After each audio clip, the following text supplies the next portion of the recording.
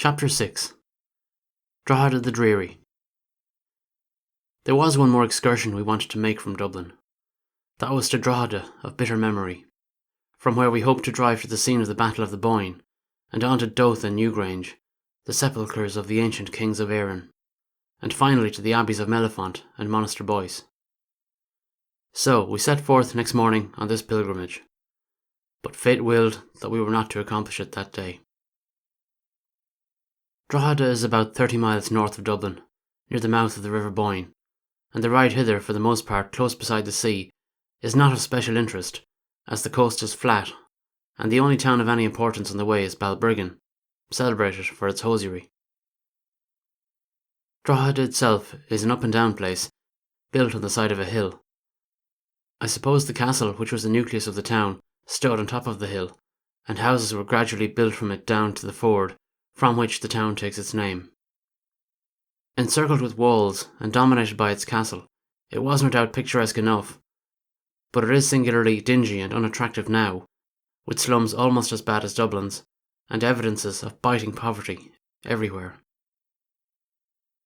We blundered into the fish market as we were exploring the streets, and watched for some time the haggling between the dealers and the women who had come to the market, a haggling so vigorous that it often threatened to end in blows.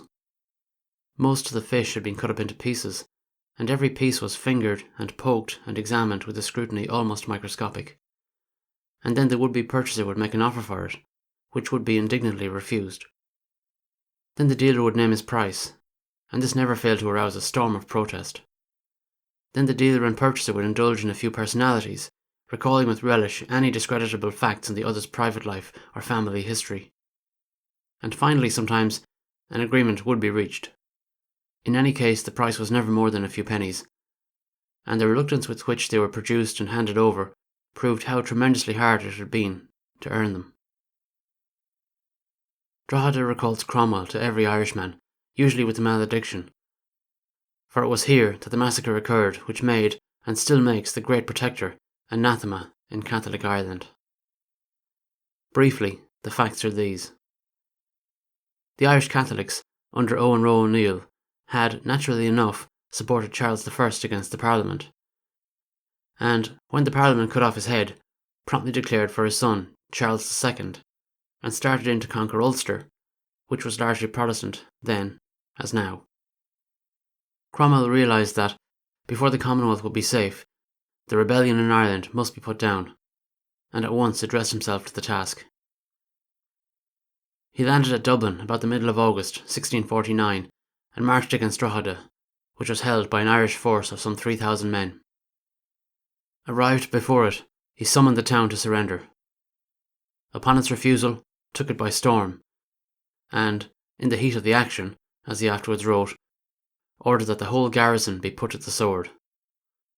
Not more than 30 of the 3,000 escaped, and such Catholic priests as were found in the place were hanged. Cromwell afterwards sought to justify this cruelty on two grounds: as a reprisal for the killing of Protestants in Ulster, and as the most efficacious way to strike terror to the Irish and end the rebellion. As a matter of fact, it cannot be justified, as John Morley very clearly points out in a chapter of his Life of Cromwell, which should be read by everyone interested in Irish history.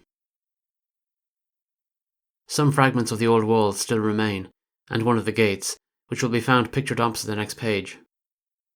It spans what is now the principal street, and consists of two battlemented towers, pierced with loopholes in each of their 4 stories, and connected by a retiring wall, also loopholed.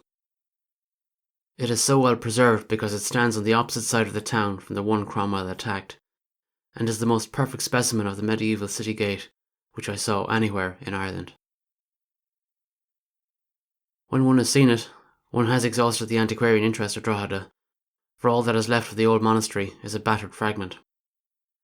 As for the modern town, the churches are rococo and ugly, while the most imposing building is the workhouse, capable of accommodating 1,000 inmates. Having satisfied our curiosity as to Drogheda, we addressed ourselves to getting out to the battlefield and abbeys. The railroads sell combination tickets for the whole trip, at 3 or 4 shillings each, carrying their passengers about in breaks. But these excursions do not start till June, so it was necessary that we get a car. At the station, and again at the wharf by the river, we had observed large bulletin boards with a list of the jaunting car tariffs fixed by the corporation, and giving the price of the trip we wanted to take as 10 shillings for 2 people. In the square by the post office, a number of cars were drawn up along the curb, and, picking out the best one, I told the jarvey where we wanted to go. "Very good, sir," he said. "I'm the lad can take ye. Do you and your good lady get right up." "What is the fare?" I asked. £1, sir. The legal fare is just half that, I pointed out. "It may be," he agreed pleasantly. We left him, negligently flicking his horse with his whip, and presently we met a policeman, and told him we wanted to drive out to Monaster Boyce, and while we didn't mind being robbed, we didn't care to be looted, and we asked his advice. He scratched his head dubiously. "You see, it is like this, sir," he said. "There is no one to enforce the regulations, so the jarvies just charge what they please. I am free to admit that they have no conscience. There is one, though, who is fairly honest," and he directed us to his house. "Tell him you come from me, and he'll treat you well." But that transaction was never closed. We found the house, grimy, dark, dirt-floored, trash-littered, with the man's wife and assorted children within. But the woman told us that himself had driven out into the country and would not be back till evening. And just then it began to drizzle most dismally. "This is no day for the trip anyway," I said. "Suppose we wait till we get to Belfast, and run down from there." So it was agreed, and we made our way back to the station, through a sea of sticky mud, and presently took train again for Ireland's ancient capital.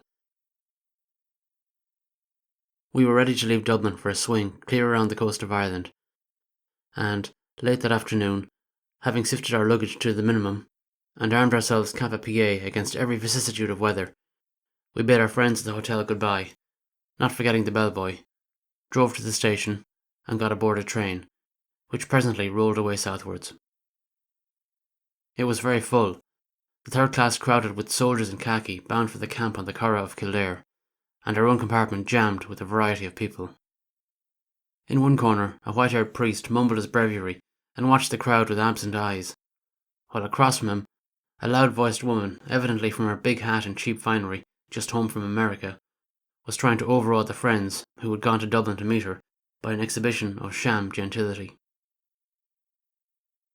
In the seat with us was a plump and comfortable woman of middle age, with whom we soon got into talk about everything from children to Home Rule. What she had to say about Home Rule was interesting. Her home was somewhere down in the Vale of Tipperary, and I judged from her appearance that she was the wife of a well-to-do farmer. She was, most emphatically, not a nationalist. "It isn't them who own land, or who are buying a little farm under the Purchase Act that want Home Rule," she said. No, them ones will be glad enough to let well enough alone. 'Tis the labourers, the farm hands, the ditch diggers, and such like people who have nothing to lose that shout the loudest for it. They would like a bit of land themselves, and they fancy that under Home Rule they'll be getting it. But where is it to come from, I'd like to know, unless off of them that has it now? And who will be trusting the likes of them to pay for it? 'Tis foolish to think of. Besides, if everybody owned land, where would we be getting labour to work it? No, 'tis time to stop, I say, and there be many who think like me." "What wages does a labourer make?" I asked. "From 10 to 12 shillings a week." "All the year round?" "There's no work in winter, so how can one be paying wages then?" "But how can they live on that?" "They can't live on it," she said fiercely. "Many of them ones couldn't live at all if it wasn't for the money that sent them from America. But what can the farmers do? If they pay higher wages, they ruin themselves. Most of them have given up in disgust and turned their land into grass." "What do the labourers do then?" I asked. "They move away somewhere else, to America if they can." "Perhaps Home Rule will make things better," I suggested. "How, I'd like to know? By raising taxes. That's same as the first thing will happen. No, the solid men hereabouts don't want Home Rule. They're afraid of it. But they know well enough they must keep their tongues in their mouths, except with each other. The world's going crazy, that's what I think." Now I look back on it, that conversation seems to me to sum up pretty well the situation in rural Ireland. The small farmer, handicapped by poverty and primitive methods, ground down in the markets of the world, and in turn grinding down the labourers beneath him, or turning his farm into grass, so that there is no work at all, except for a few shepherds. And I believe it is true that, as a whole, only the upper class and the lower class of Irishmen really want Home Rule. The upper class from motives of patriotism, the lower class from hope of betterment, while the middle class is either lukewarm or opposed to it at heart. The middle class is, of course, always and everywhere the conservative class, the class which fears change most, and is the last to consent to it. In Ireland, it is composed largely of small farmers who have dragged themselves a step above the peasantry and who are just finding their feet under the Land Purchase Act. And I think their liveliest fear is that a Home Rule Parliament will somehow compel them to pay living wages to their labourers. I can only say that I hope it will. Outside, meanwhile, rural Ireland was unfolding itself under our eyes, varied, beautiful, and sad. The first part of it we had already traversed on our excursion to Clondalkin. Beyond that village, the road emerged from the hills encircling Dublin, and soon we could see their beautiful rounded masses, far to the left, forming a charming background to meadows whose greenness no words can describe. Every foot of the ground is historic, for first the train passes Selbridge, where Swift's Vanessa dwelt, and just beyond is Lyons Hill, where Daniel O'Connell shot and killed a Dublin merchant named D'Estaire in a duel 100 years ago. An affair, it should be added, in which D'Estaire was the aggressor. And presently the line crosses a broad and beautiful undulating down, the Curragh of Kildare, where St. Bridget pastured her flocks, and it was made in this wise. One time, when Bridget, who was but a poor serving girl, being the daughter of a bondwoman, was minding her cow, with no place to feed it but the side of the road, the rich man who owned the land for leagues around came by, and saw her and her cow, and a pity for her sprang into his heart.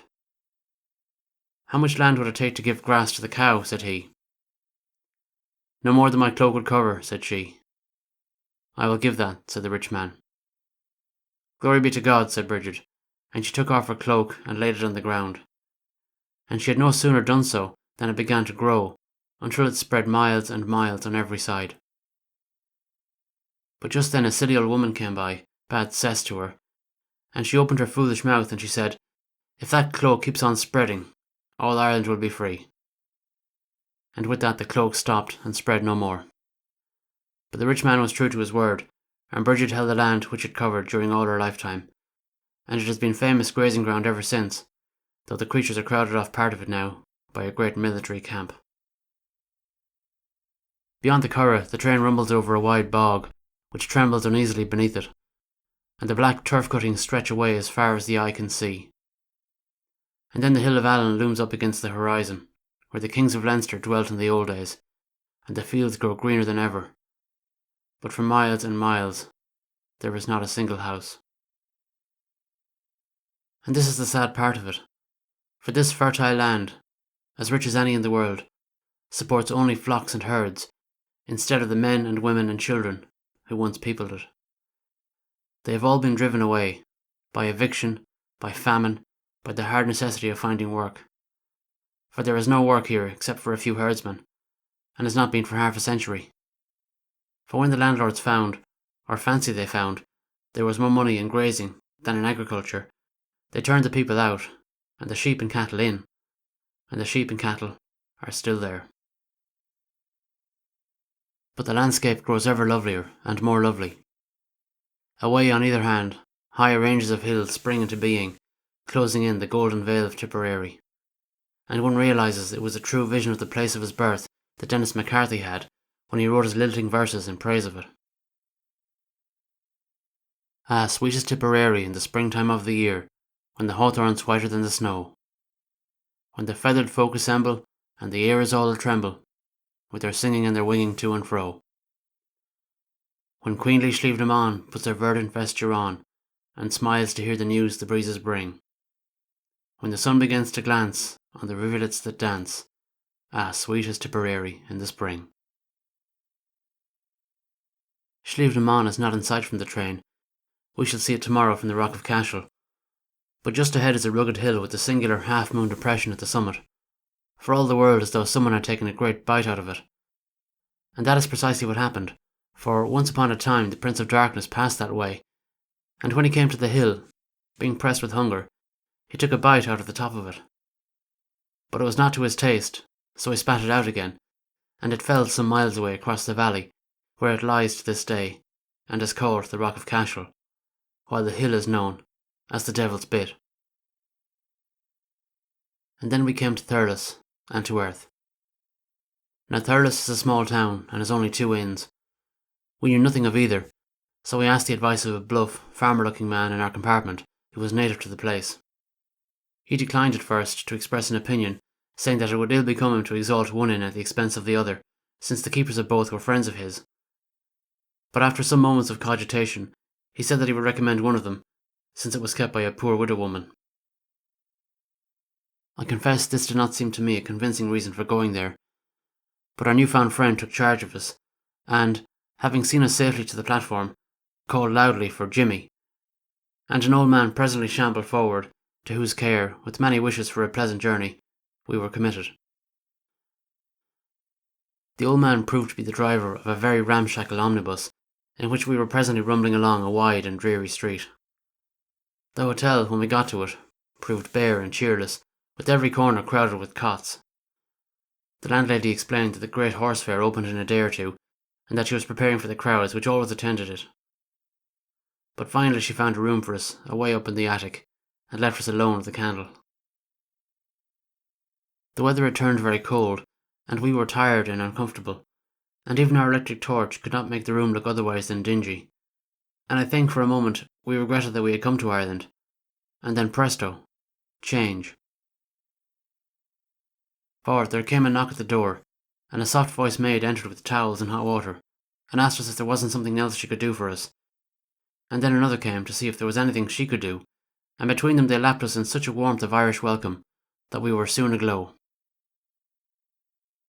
I left them blarneying Betty, and went down to the shiny little bar, where I smoked a pipe in company with 2 or 3 habitués and the barmaid, and had a most improving talk about the state of the country. They were as hungry to hear about America as I was to hear about Ireland, and it was very late before I mounted the stairs again. All through the night we were awakened at intervals by the tramping and neighing of the horses, arriving for the fair.